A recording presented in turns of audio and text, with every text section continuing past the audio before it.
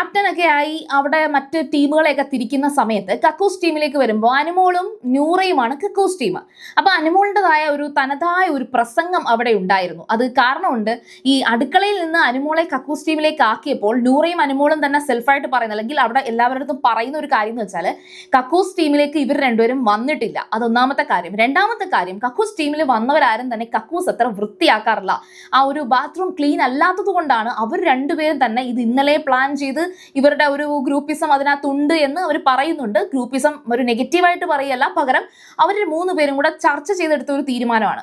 അപ്പോൾ bathroom clean അല്ലാത്തത് കൊണ്ടാണ് ഇവർ കയറിയെന്നുള്ളത്. തൊട്ട് മുമ്പ് കക്കൂസ് ടീം എന്ന് പറയുന്നത് ജിസേലായിരുന്നു. ജിസേല് കൈയൊക്കെ വെച്ചിട്ട് ഈ പറയുന്ന ആ ഒരു ക്ലോസറ്റിന്റെ സൈഡൊക്കെ കൈ വെച്ച് തേച്ച് കഴുകിയ ഒരു കാര്യമൊക്കെ അവിടെ നെവിനും ആര്യനും ഒക്കെ ആഘോഷിച്ച് പറഞ്ഞ ഒരു കാര്യമാണ്. അപ്പൊ അനുമോള് ഡയറക്ട്ലി തന്നെ പറയുന്നുണ്ട് കഴിഞ്ഞ കക്കൂസ് ടീം പോലും വൃത്തിക്കത് കഴുകിയിട്ടില്ല എന്ന്.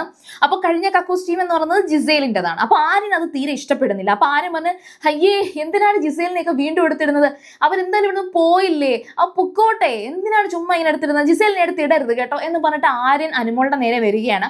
അപ്പൊ അനുമോള് പറയുന്നുണ്ട് ഞാൻ ജിസേലിനെ പറഞ്ഞതല്ല, ആ ഒരു ടീം ശരിയായില്ല. അപ്പം ആര്യൻ പറയുന്ന ഒരു കാര്യം എന്ന് വെച്ചാൽ അതെനിക്ക് ശരിയായിട്ട് തോന്നി. ആര്യൻ പറഞ്ഞൊരു കാര്യം എന്ന് വെച്ചാൽ ഇവര് ഓൾറെഡി വന്നിട്ട് പറയുന്നത് ഇത്ര നാളും ഈ ഒരു കക്കൂസ് ടീം നല്ലതായിരുന്നില്ല, ഒരു ടീമും നന്നായിട്ട് ചെയ്തിട്ടില്ല എന്ന് പറഞ്ഞിട്ട് അങ്ങനെ ആകുമ്പോൾ ഒരു കാര്യമുണ്ട്, ഇവര് അത് മൊത്തം വൃത്തിയാക്കുമ്പോൾ ഇതുവരെയുള്ള കക്കൂസ് ടീമിൽ വെച്ചിട്ട് ഏറ്റവും ബെസ്റ്റ് ടീം അനുവും നൂറയുമാണ് എന്ന് പ്രസ്താവിക്കാനുള്ള ഒരു അവസരം ഉണ്ടാവും.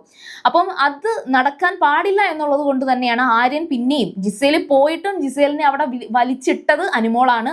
അപ്പോൾ പറയുന്നുണ്ട് ജിസേല് കഴിഞ്ഞുവിട്ട നന്നായിട്ട് അത് ചെയ്തിട്ടുണ്ട്, അതിനകത്ത് എല്ലാവരും അത് അപ്രിഷിയേറ്റ് ചെയ്തതാണെന്നുള്ള രീതിയിൽ ആര്യൻ അവിടെ പറയുന്നുണ്ട്. പക്ഷെ അനുമോള് അതിനെ നന്നായിട്ട് തിരിച്ച് എതിർത്ത് സംസാരിക്കുന്നുണ്ട്. അപ്പോൾ ഇവരിത് സംസാരിക്കുന്ന ഇടയ്ക്ക് അനീഷ് ഒരു സജഷൻ പറയുന്നുണ്ട്. അതായത് ഒരു കുളിമുറി മൊത്തം പൂപ്പലും പായലും എല്ലാം കൂടെ കയറി കിടക്കുകയാണ്, അത് നിങ്ങൾ വൃത്തിയാക്കണം എന്ന് അനീഷ് മാന്യമായിട്ട് തന്നെ സജഷനായിട്ട് കൊടുക്കുന്നുണ്ട്.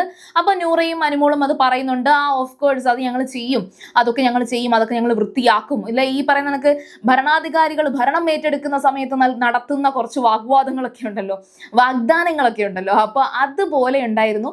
അപ്പോൾ അതവിടെ അവർ സമ്മതിക്കുന്നുണ്ട്, അതനുസരിച്ച് അവർ ചെയ്യാമെന്ന് പറയുന്നുണ്ട്. അപ്പോൾ ശരിക്കും നമുക്ക് ഇത്ര നാളും കിച്ചൺ എന്ന് പറയുന്നത്, അടുക്കള എന്ന് പറയുന്നത് അനുമോള് ഭരിച്ചുകൊണ്ടിരുന്നതാണ് എന്ന് അകത്തും പുറത്തും എല്ലാവരും പറയുമായിരുന്നു. അപ്പൊ അനുമോളുടെ അമ്മയും ചേച്ചിയൊക്കെ വന്നിട്ട് ബിഗ് ബോസിനകത്ത് വന്നപ്പോഴും ഏത് നേരം എന്തിനാണ് ഈ കിച്ചണിൽ കിടക്കുന്നത്, ഈ അടുക്കളയിൽ കിടക്കാനാണോ നീ വന്നത് എന്നൊക്കെ പറഞ്ഞ് ഉപദേശിച്ചിട്ടുള്ള ഒരു സിറ്റുവേഷനും ഉണ്ട്. അതുകൊണ്ട് തന്നെ ഈ പറയുന്ന നൂറയും ആദിലയും കൂടെ അനുവിൻ്റെ അടുത്ത് പലതവണയായിട്ട് ഉപദേശിക്കുന്നുണ്ട്, നീ ഇനി ഈ അടുക്കളയിൽ നിന്നൊന്ന് മാറ്, വന്നോട്ട് നീ അടുക്കളയിലാണ്.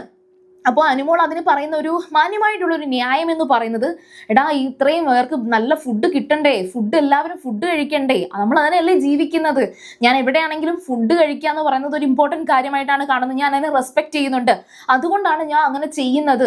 അതിപ്പം ഇവർ വേറെയൊക്കെ ആൾക്കാർ കയറി നീ ഒന്ന് ആലോചിച്ച് നോക്ക്, ഇവിടെ ആരുണ്ട് ഇങ്ങനെ തരാൻ, ഞാനല്ലേ ഉള്ളൂ എന്നിങ്ങനെ എപ്പോഴും അനുമോൾ പറയാറുണ്ട്. അപ്പം ഈ ഒരു ആദില വന്നതിന് ശേഷം അനുമോളെ കിച്ചണിലോട്ട് വിടുന്നില്ല, പകരം ആ ഒരു ബാത്റൂം ടീമായിട്ടാണ് അനുമോളെ മാറിയിരിക്കുന്നത്.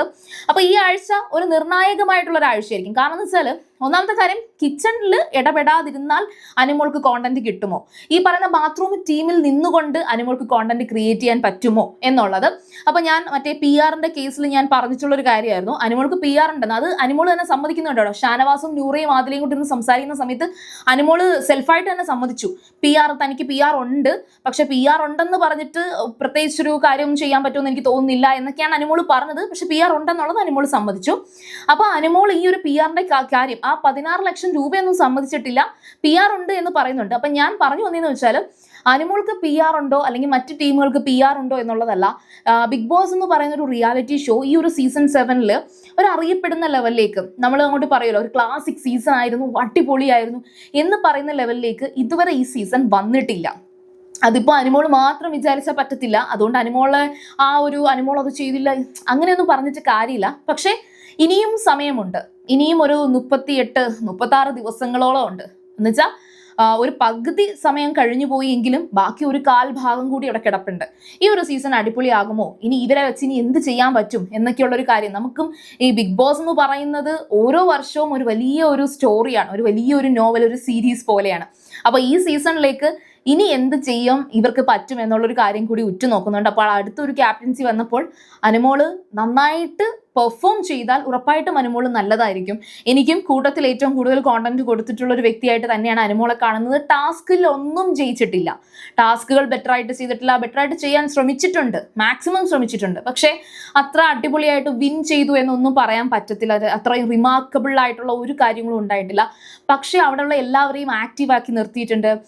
ഒരു സ്ക്രീൻ സ്പേസ് ക്രിയേറ്റ് ചെയ്യാൻ അനുമോൾക്ക് സാധിച്ചിട്ടുണ്ട്. അങ്ങനെ ഒരു സ്ക്രീൻ സ്പേസ് അകത്ത് കിട്ടിയത് കൊണ്ട് മാത്രമാണ് PR-ക്ക് അത് ആഘോഷിക്കാൻ, PR ടീം ആയിക്കോട്ടെ അല്ലെങ്കിൽ ഫാൻസ് ആയിക്കോട്ടെ, അവർക്ക് ആഘോഷിക്കാൻ കിട്ടിയിട്ടുള്ളത്. ഇത് ഞാൻ കൂട്ടിച്ചേർത്തതിന്റെ കാര്യം തന്നെ അനുമോള് സെൽഫായിട്ട് സമ്മതിക്കുന്നുണ്ട്. അതാ ഞാൻ പറഞ്ഞത്, അനുമോളുടെ ഭാഗത്ത് ഒരു സത്യസന്ധതയുണ്ട്. താൻ PR അക്സെപ്റ്റ് ചെയ്തു, PR ചെയ്തിട്ടുണ്ട് എന്ന് പറയുന്നുണ്ട്. അത് സത്യസന്ധമായിട്ട് ഒരാൾ അത് പറയുന്നത് കൊണ്ട് മാത്രമാണ് നമ്മൾ അറിയുന്നത്.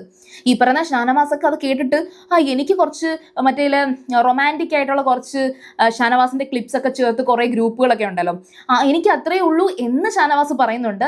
അത് തെറ്റായിരിക്കും. ഷാനവാസിനും PR ഒക്കെ ഉണ്ട്, അക്ബറിന് PR ഉണ്ടെന്ന് അനുമോള് പറയുന്നുണ്ട്. അങ്ങനെ അനുമോള് എല്ലാവരും ഇങ്ങനെ ടിപ്പിക്കലി പറയുന്നുണ്ട്, ബിന്നിക്ക് PR ഉണ്ട് എന്നൊക്കെ ഇങ്ങനെ പറയുന്നുണ്ട്. നമുക്ക് എന്തായാലും കണ്ടു നോക്കാം ഈ സീസൺ ആരുടെ PR ആണ് ജയിക്കാൻ പോകുന്നത് എന്നുള്ളത്. അപ്പോൾ എന്തായാലും ശരി, സീരിയൽ കാണുമ്പോൾ നിങ്ങൾ ഫസ്റ്റ് ടൈം ആണ് കാണണമെങ്കിൽ ഉറപ്പായിട്ടും ചാനൽ ഒന്ന് സബ്സ്ക്രൈബ് ചെയ്തിട്ട് കാണുക. വീഡിയോ ഇഷ്ടപ്പെട്ടാൽ ലൈക്ക് ചെയ്യുക, കമന്റ് ചെയ്യുക, ഷെയർ ചെയ്യുക. അപ്പോൾ ഞാൻ വോയിസ് വരാം. ബൈ.